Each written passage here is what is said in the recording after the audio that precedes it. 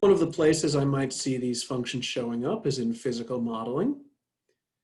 So let's suppose we have a vertical spring here, just something hanging off of a ceiling.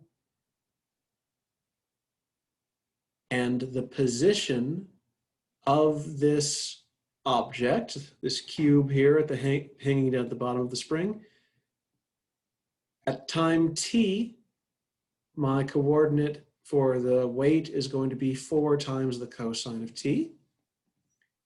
And I would like to find the speed of this object, or more technically correct, the velocity of this object.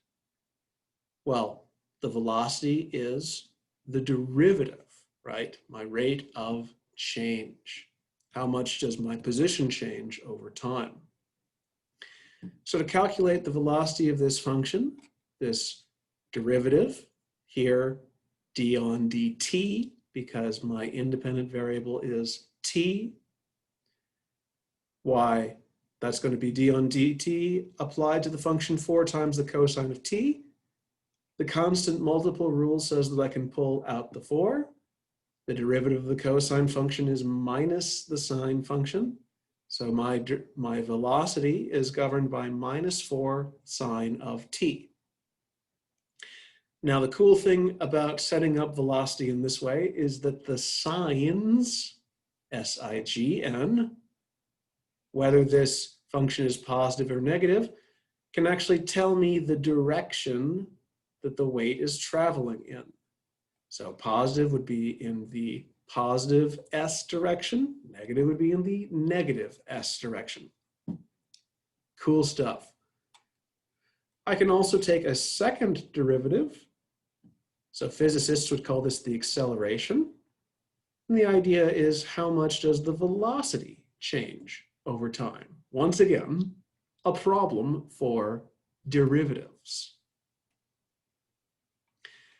So what I want is dv on dt. How much does the velocity change with respect to time?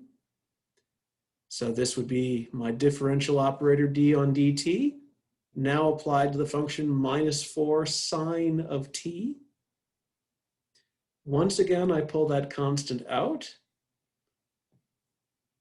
This time I say that the derivative of the sine of t is the cosine of t. So my acceleration function must be minus 4 cosine of t. And again, my function, whether this is positive or negative, is telling me whether the acceleration is acting in the positive s direction or the negative s direction. We get that extra info for free, as it were.